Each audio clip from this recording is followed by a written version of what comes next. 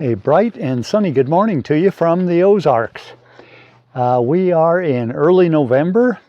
Over a month ago, I ordered this beam from Menards in Missouri, and finally it came in and I was able to go pick it up yesterday.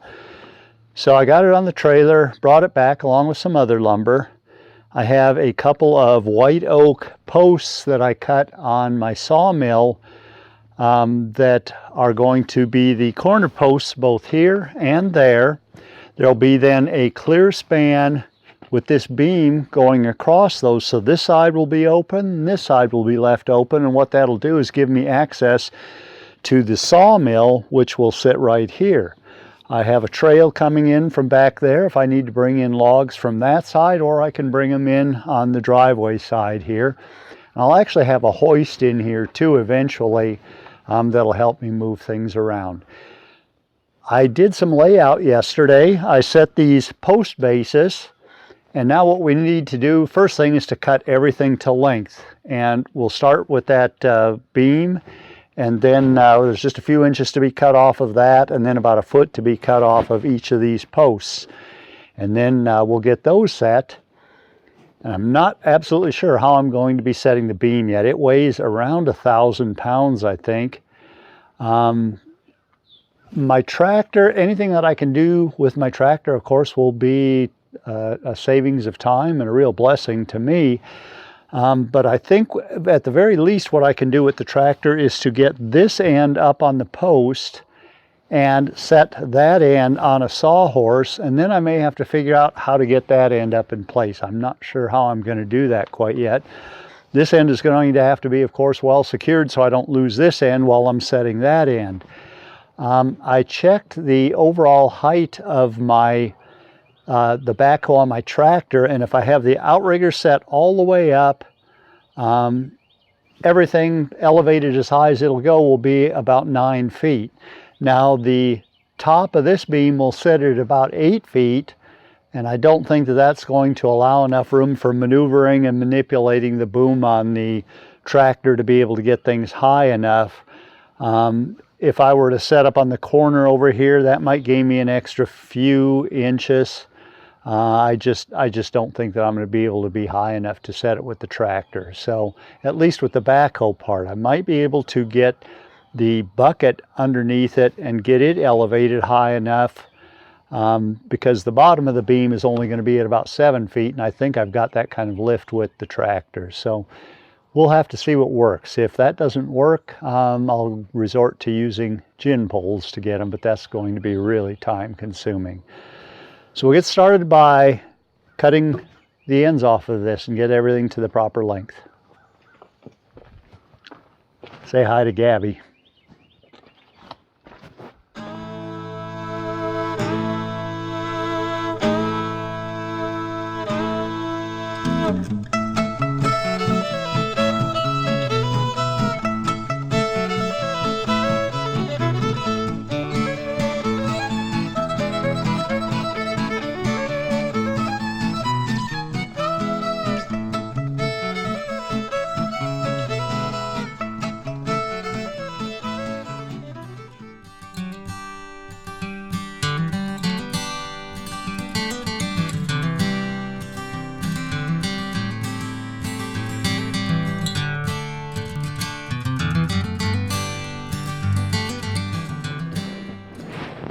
That has everything cut to the proper length. I'm going to have to gather up some tools and do a little bit of shuffling around, and then we'll get these posts set. I think what I'll do is to brace them with an adjustable brace in one direction, probably to the outside here, possibly to the inside over there, and then a 16-foot 2x4 tying them from the barn to the post to hold things securely in place. Keep the posts from tipping over as we're going up with this beam. I think I have things set and ready to go for setting this first post. Now this tractor is pretty new to me, pretty new altogether. So I haven't really acquired the feel for distances and that sort of thing real well yet. The one thing about having something that is this small, it works it works real well for digging ditches 2 to 3 feet deep, and another thing I'll use it a lot for is digging out stumps, and so far what I've done for stump removal, it's worked real well for that. The one thing that when you're up near its maximum height and reach, you may be very close to the machine, so it's a little bit hard for me to judge, you know, when I get high enough, am I going to be close enough, and that sort of thing. So we may be doing some experimenting and having 2 or 3 tries at this. We'll find out.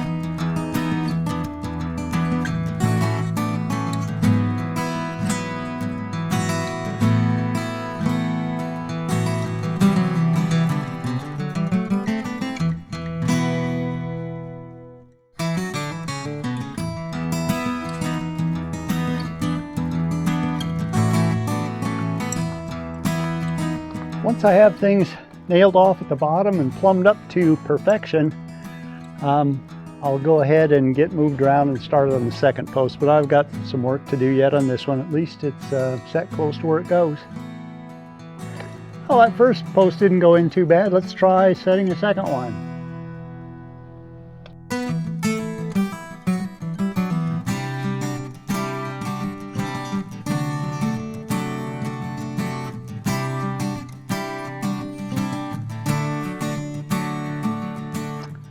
That pretty much has that post set. I'm going to go ahead and get another stake or two to drive into the ground to keep it from moving that way. I think it's pretty darn secure then. I'll have to get the beam moved somewhat close to being in place before I'm ready to start putting it up. So I'll be back. I think I'm ready to try to set this monster. I put an extra stake on that brace. I think the 2 posts are quite secure. What I will try to do, I think I'll have enough height to get that end set up, but this end is going to end up being a problem, I fear. I may have to set up right where the camera is. It might be worth a try doing it from there, and if I can't, I'd just set it back down on the sawhorse and come up with something else. Here we go.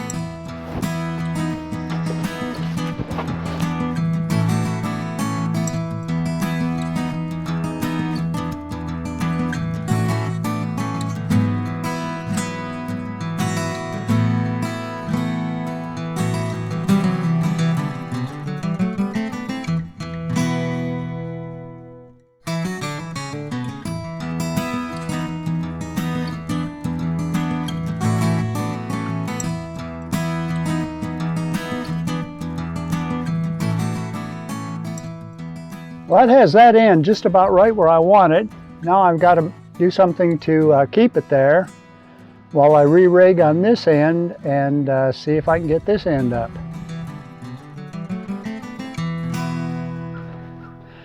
I think I'm ready to try to set this beam. I am tied off that yellow strap to the rhino to help keep the beam against this 2x4 that you probably saw that I had on this post earlier. That's pretty well secured. I've got an additional strap wrapped around this beam and that 2x4 that rises up there. So I'm thinking that is going to keep it from going out, and then also it'll help to keep it from twisting as I'm going up with it. And I've also got a couple screws then in this 2x4 and in this beam that probably will have to be removed as I'm coming up with it, but that should keep it from going that direction, which would be probably my greatest fear. So we're going to give it a shot.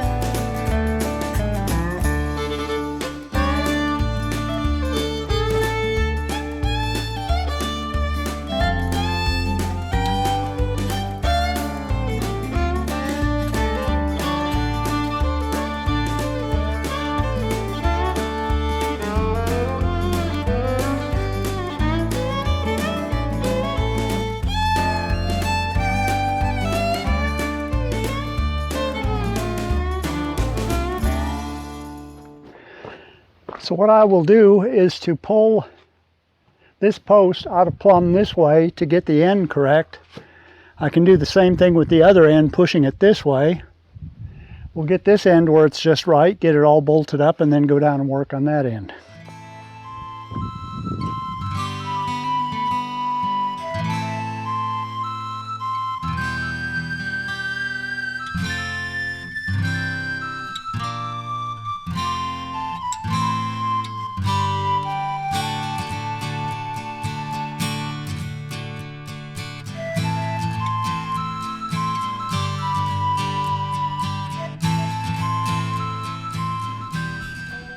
Okay, let's take a look at where we are right now.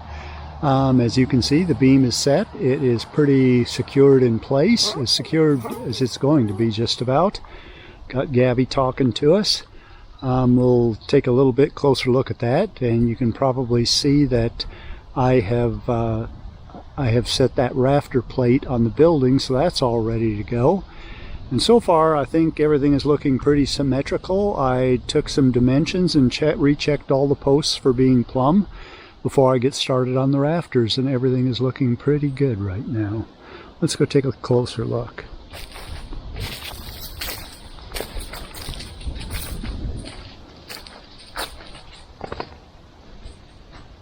Okay, so up here you can see that put in an angle bracket with 4-inch long screws going both into the beam above and into the post. So that has it fairly secure, and then even more so to tie it together, there is that L plate that has 1/2-inch lag bolts that are 4 inches in length that go into that. And I'll end it up into both the beam and the post. And I'll do the exact same thing on the other side here, but I can't quite yet. You can take a look and see that the post I made 6 inches by 6 inches. That beam is a 5 1/4 inch wide by 14 inch high beam. So I've got to fill this side out 3/4 of an inch, and I'll use treated plywood to do that all the way across to down there. And then we'll put that same L bracket on the back side too. Now I have good security in the post to beam connection, but really where the weak spot is, especially for uplift, will be right here on the post to concrete base connection. And with that, right now there's just a 5/8 bolt holding it on the bottom, and there are 8 nails holding that post down. So that's really the weak spot of connection if we get a good wind and an uplift condition. I think what I'll probably do is get another bracket that will bolt into that base and then wrap up the post. I think about 1 foot they go, and then I'll probably lag screw that together too, and that'll give me a little more secure connection. I'm not too concerned about it moving back and forth. I can take a sledgehammer right now and probably beat it and maybe move it 1/8 of an inch or so if I wanted to, but no need to do that. And if it ends up moving 1/4 of an inch, it really doesn't make any difference.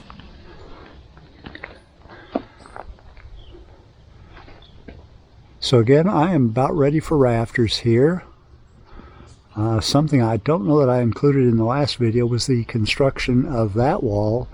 I'll have 3 clerestory windows up there for light, and they're actually at a height that I would be able to see through them, but anybody much shorter than me would not. Take a look at the front here yet. And I guess the one addition that I made here was to add the rail that the barn doors will slide in. So that my next break will actually be quite a long one in Colorado. I'll be there for over a month.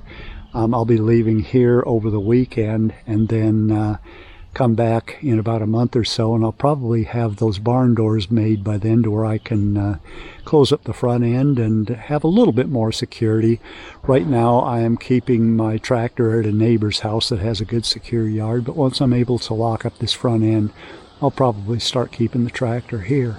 Right now the tractor is in for its 50-hour service, so I don't have the use of it, and It's actually pretty handy even for some of the framing because it helps me to get plywood up on the roof. It helps me to get shingles up on the roof. I may have it back by tomorrow to where I'm ready to do that. It'll take me a day, probably a day and a half to get these rafters in, and I don't know that I'll even start today. In this episode, I'm not going to spend any time recording putting these rafters up.